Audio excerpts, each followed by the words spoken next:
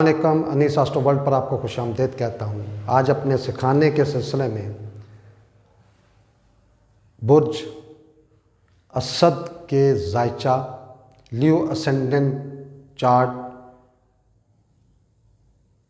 सिंह राशि लगन की कुंडली, राहु इस कुंडली में, इस जायचा में, इस चार्ट में मुख्तलिफ घरों में क्या क्या रिजल्ट देता है। सबसे पहले बात करते हैं लगन की। लगन इसलिए कि इसमें 5 नंबर लिखा हुआ, और 5 नंबर का मतलब होता है लियो असेंडेंट, या इसको हम सिंह कहते हैं, या इसको हम असद कहते हैं। उसका जायचा स्टार्ट हुआ, पहले नंबर पे आ गया, इसको लगन कहा जाता है। तो लगन में मौजूद हुआ तो ये लियो ज़ोडिक हाउस है, इसका लॉर्ड सूरज है, सन है, और यहाँ पर जो ही राहु आया तो इसका मतलब हुआ कि ग्रहण योग लग गया, इंतहाई नाकस हो गया। दूसरे घर में अच्छा हो गया, ज़बरदस्त हो गया। अगर मरकरी या अतारद या बुध इस घर का, इस हाउस का, इस भाव का लॉर्ड मरकरी अगर अच्छे पोजीशन हुआ कुंडली में, चौथे घर में, 10वें घर में, 9वें घर में, अपना 11वें घर में या दूसरे घर में, तो ये अच्छे रिजल्ट देता हुआ नज़र आएगा। राहु अगर कुंडली के तीसरे घर में हुआ, लिब्रा में, ये नाकस घर गिना गया है, और यहाँ पर राहु मेहनत करवाता हुआ नज़र आएगा, आपको बिज़ी रखता हुआ नज़र आएगा, आपको उलझा के रखने वाली पोजीशन में यहाँ पे राहु अपने रिजल्ट देता हुआ नज़र आएगा। राहु अगर चौथे घर में हुआ, स्कॉर्पियो में, वृश्चिक में, या इसे अक्रब कहा जाता है, उसमें हुआ, तो ये इसका लॉर्ड, इस घर का लॉर्ड, इस कुंडली में इस घर का लॉर्ड मार्स हुआ, मरीख, मंगल जिसे कहा जाता है, निहायत नाकस हो गया। यहाँ से डायरेक्टली आपके प्रोफेशन को देखा तो नाकस हो गया। यहाँ से उसने अगर 5वें घर को, 6ठे घर को देखा तो नाकस हो गया। यहाँ पे नाकस रिजल्ट देता हुआ नज़र आएगा, क्योंकि नीच का हो गया। इस घर में राहु नीच हो जाता है। मैं अपने पिछले प्रोग्राम में भी आपको बता चुका हूँ। 9वें घर में कुंडली का 5वां घर हुआ और 9 नंबर लिखा हुआ, इसका मतलब है कि ये धनु, जिसका लॉर्ड जुपिटर होता है, गुरु होता है, या जिसे बृहस्पति कहते हैं, जुपिटर कहा जाता है इसको, मुश्तरी कहा जाता है उसको, और इस घर में भी राहु नीच का होता है। ये 5वां घर है, औलाद का घर है। हाँ, यहाँ पर औलाद के मामले में अच्छा हो जाएगा, बेटा पैदा होने के चांसेस बहुत ज़्यादा हो जाते हैं, लेकिन यहाँ से आपकी बुद्धि, आपकी अकल, आपकी एजुकेशन के लिए नुकसानदेह हो गया। अनसर्टन गेन के लिए यहाँ पे पॉजिटिव नहीं रहा। और जब कोई भी गिरा, कोई भी स्टार, कोई भी सियारा जब अच्छे घर में होगा और वो अपनी नज़रों के मुताबिक, मैंने आपको ऑलरेडी बताया हुआ है कि कौन से गिरा स्टार या सियारे की कौन कौन सी नज़र होती, वो ऑलरेडी डिटेल में अपने प्रोग्राम में बता चुका हूँ। तो यहाँ पे अगर बुरा नीच का हुआ, मतलब फ़कीर हालत में हुआ, या एग्जाल्टेड और डेबिलिटेटेड हुआ, तो ये जहाँ जहाँ इसकी नज़र, जो भी नज़र इसकी बनती है, वहाँ पे इसके असरात नाकस होंगे, नेगेटिव होंगे, बेनिफिक नहीं होंगे, बल्कि मेलिफिक इसके रिजल्ट्स होंगे।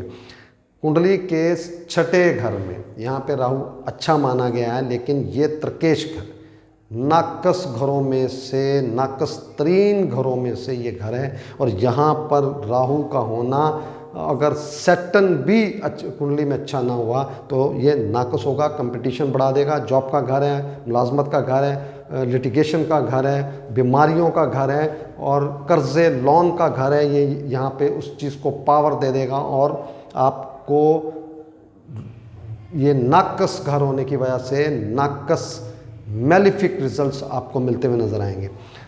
7वें घर में, एक्वेरियस में, यहाँ पर राहु के आने से, और अगर कुंडली में इस घर का लॉर्ड शनि, सैटर्न, या जिसे जोहल कहते हैं, वो अच्छे घर में हुआ, दूसरे में, चौथे में, 9वें में, 10वें में, 11वें घर में हुआ, तो ये यहाँ पर बहुत अच्छा रिजल्ट देता हुआ बहुत अच्छा रिजल्ट देगा।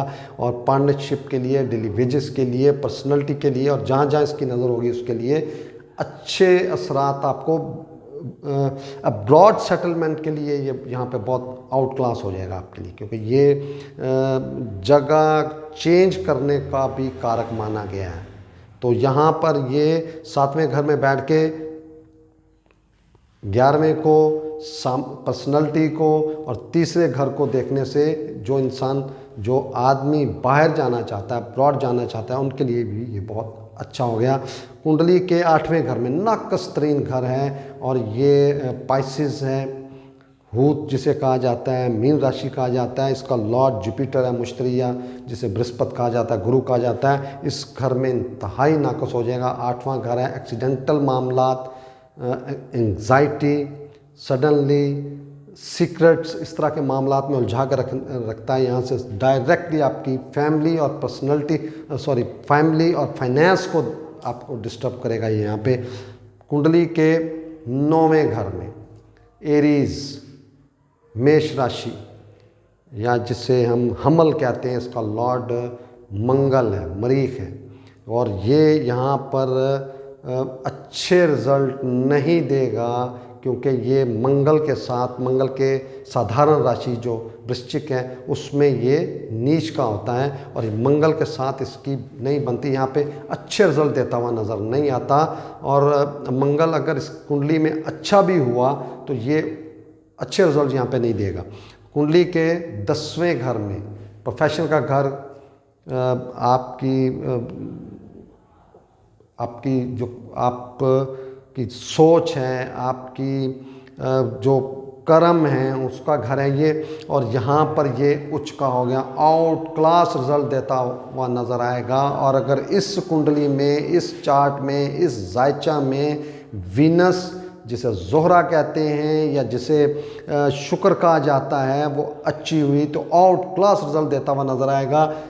ज़ाती सवारी, रिहायश, सुख के मामलात, फाइनेंस के मामलात आउट क्लास हो जाएंगे यहाँ पे। प्रोफेशन के मामलात में बहुत तरक्की करेगा, बहुत ज़बरदस्त यहाँ पे ये बेनिफिक रिजल्ट देता हुआ नज़र आएगा आपको। कुंडली के 11वें घर में ये यहाँ पर जो राहु है, ये राहु की प्लेसमेंट मैं आपको तमाम घरों में बता रहा हूँ। ये राहु जब 11वें घर में जाएगा तो ये यहाँ पर भी उच्च का होता है, क्योंकि ये जेमिनी ज़ोडिक हाउस है राशि। ये इसको मिथुन राशि कहा जाता है या इसे जोज़ा समझा जाता है। और इसमें राहु उच्च का माना गया, बहुत ज़बरदस्त। और ये डिज़ायर्स का घर है, ख्वाहिशात का घर है। और अगर इसका लॉर्ड, जमुनाई का लॉर्ड मरकरी, अतारत या जिसे बुध कहते हैं, अच्छे घरों में हुआ, कुंडली के पहले भी बता चुका हूँ मैं, दूसरे, चौथे, 10वें, 9वें, 11वें घर में हुआ तो ये आउट क्लास रिजल्ट देता हुआ नज़र आएगा। मेहनत करवा के इंसान की डिज़ायर्स पूरी करने वाला, अनएक्सपेक्टेड गेन, अपनी औलाद के मामलात, प्लानिंग के मामलात, एजुकेशन के मामलात ज़बरदस्त होते हुए नज़र आएंगे और आउट क्लास रिजल्ट यहाँ पे देगा।